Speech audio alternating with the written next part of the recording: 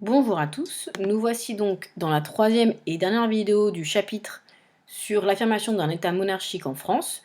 Nous avons donc vu dans la première partie de cette vidéo la naissance de la société féodale en France avec un roi de France qui théoriquement a le pouvoir mais un pouvoir très faible et le pouvoir appartenait finalement au grand seigneur. Puis nous avons travaillé sur la bataille de Bouvines et l'affirmation du roi de France, Philippe Auguste, grâce à la victoire sur le roi d'Angleterre, notamment lors de la bataille de Bouvines.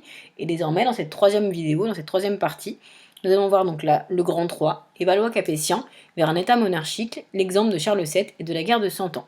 Donc nous allons voir finalement comment est-ce qu'on passe d'une France où domine la société féodale à une France où domine désormais l'État monarchique. Pour commencer, nous allons voir pourquoi la guerre de Cent Ans a commencé. Philippe IV le Bel est roi de France entre 1285 et 1314. Il a 4 enfants, Louis X le Hutin, Philippe V le Long, Charles IV le Bel et Isabelle. Je vous rappelle que Isabelle ne peut pas être reine de France, puisqu'en France, seuls les hommes, et au départ le fils aîné, devient roi de France. Donc Isabelle est mariée au roi d'Angleterre, Édouard II. Louis X le Hutin devient roi, il meurt, son frère prend le pouvoir, Philippe V le Long, il meurt, Charles IV le Bel prend le pouvoir, il meurt. Sauf qu'en fait, Charles IV le Bel, en 1328, il meurt sans descendant. Isabelle ne peut pas être reine de France, donc c'est Philippe VI de Valois, donc on change finalement de famille, mais c'est toujours la même famille, qui devient roi de France en 1328. Sauf que Édouard III d'Angleterre, puisque son père Édouard II est mort en 1327, réclame lui aussi le royaume de France, puisqu'il considère qu'il est le petit-fils de Philippe IV le Bel par alliance, et donc qu'il a tout à fait le droit, comme Philippe VI de Valois, de devenir roi de France. Voilà ce qui déclenche la guerre de Cent Ans. Cette guerre commence donc en 1337.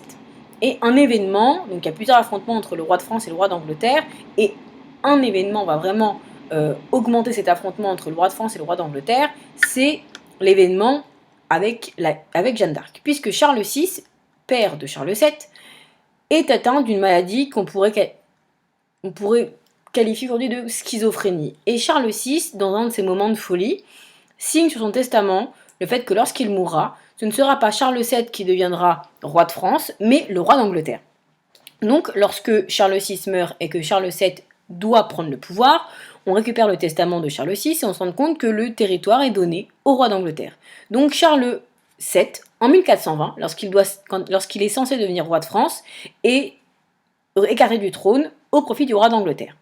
Et là, une bataille donc va commencer entre le roi de France et le roi d'Angleterre, puisque ce roi d'Angleterre revendique le trône de France, puisque Charles VI lui aurait donné. Donc, le roi Charles VII se cache à Chinon, et apparaît là un personnage qu'on appelle donc Jeanne d'Arc, qui a vraiment existé. Problème dans son histoire, elle explique que c'est Dieu qui lui a parlé et qui lui a dit qu'elle allait sauver la France, qu'elle allait faire partir les Anglais de France, qu'elle allait pouvoir diriger l'armée et donc rencontrer en plus le roi de France.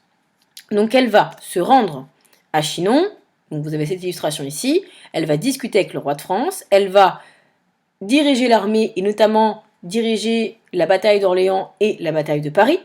Elle va ensuite permettre au roi de France d'être remis sur le trône à Reims et elle sera condamnée et brûlée vive à Rouen par les Anglais pour sorcellerie.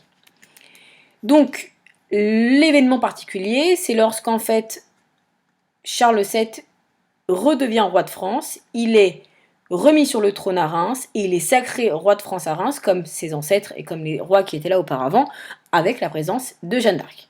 Donc voilà ce que vous avez ici. À l'heure où le roi fut sacré, et aussi quand on lui assit la couronne sur la tête, les cloches sonnèrent de telle manière qu'il semblait que les voûtes de l'église allaient se briser. Et durant la haute messe, Jeanne d'Arc s'est tenue auprès du roi, tenant son étendard dans sa main. Gentil roi, désormais est réalisé le désir de Dieu, qui voulait que je libère Orléans et que je vous mène dans cette cité de Reims recevoir votre Saint-Sacrement, en montrant que vous êtes le vrai roi et celui auquel le royaume doit appartenir. Donc Jeanne d'Arc remet Charles VII sur le trône, qui va concentrer une armée, on va dire, de professionnels, et cela va permettre de faire tomber le roi d'Angleterre et donc de faire partir le roi d'Angleterre du royaume de France. Finalement, donc, cette guerre de Cent Ans s'arrête en 1453 avec la victoire de Castillon et c'est la fin de la présence du roi d'Angleterre en France et donc c'est la fin de la guerre de Cent Ans. Donc voici votre première trace écrite à noter. Donc, au début du XIVe siècle, le roi d'Angleterre revendique le trône de France, droit à la succession, ce qui déclenche la guerre de Cent Ans entre 1337 et 1453. En 1429, Charles VII, dynastie des Valois, héritier légitime, reconquiert son royaume ravagé par la guerre. Il se fait sacrer roi de France à Reims avec l'aide de Jeanne d'Arc, une jeune paysanne, des seigneurs français et des villes. Il apparaît dès lors comme le vrai roi de France aux yeux du peuple. Ses victoires se multiplient grâce à la mise en place d'une armée royale permanente financée par des impôts. Il parvient, finalement, en 1453, à chasser définitivement les Anglais de France, c'est la victoire de Castillon, et je vous ai remis en bas la définition de la guerre de Cent Ans. Cela va se poursuivre avec d'autres rois, et notamment Louis XI, puisque en fait, cet état monarchique, ce fait que c'est le roi de France qui va s'imposer comme le roi et le dominant sur les seigneurs et sur les autres rois, va se faire sous Charles VII, mais également sous d'autres rois qui vont suivre. Donc ici, je vous ai mis un texte qui vous parle de que la féodalité laisse place à un état moderne qui s'affirme.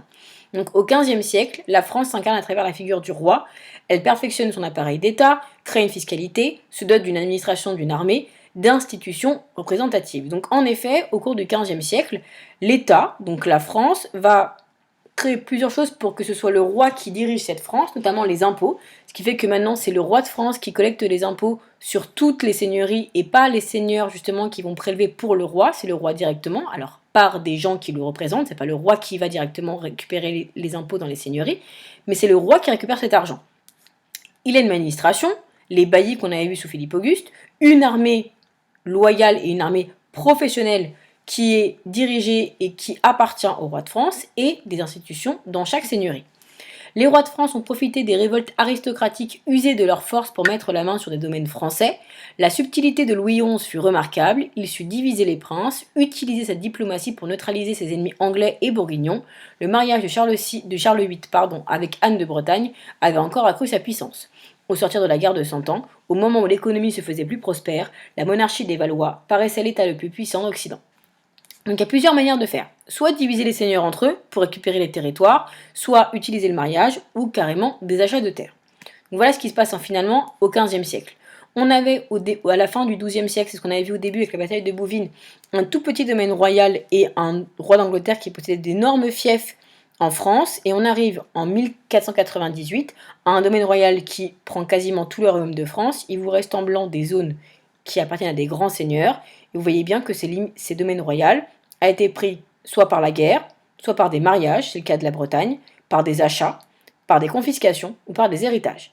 Il y a plusieurs moyens de faire, mais finalement au XVe siècle, on se rend compte que c'est le roi de France qui domine le royaume de France. Il y a encore des zones qui sont dirigées et occupées par des seigneurs, mais c'est le roi de France désormais qui impose son pouvoir et qui domine le royaume de France.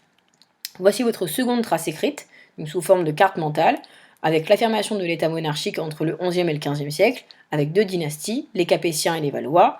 Donc déjà grâce à l'agrandissement du domaine royal par la guerre, les mariages ou les héritages, par la création d'une armée royale permanente et rémunérée, une levée d'impôts, un pouvoir renforcé par l'Église avec le sacre à Reims qui légitime le fait que le roi ait son pouvoir tiré de Dieu, et une nouvelle administration avec les baillis sous Philippe Auguste et la capitale royale qui est Paris. Voilà, donc nous avons terminé ce chapitre sur l'affirmation de l'état monarchique en France. Pour information, vous pouvez toujours me poser des questions, m'envoyer des mails si vous avez des problèmes de compréhension d'une partie du cours ou d'une vidéo. Désormais, ce chapitre est achevé. Nous allons débuter un nouveau chapitre sur les grandes découvertes et un nouveau thème, puis nous travaillerons sur la Renaissance et sur les découvertes scientifiques, et enfin sur l'affirmation de l'état monarchique et du roi absolu. Merci de m'avoir écouté.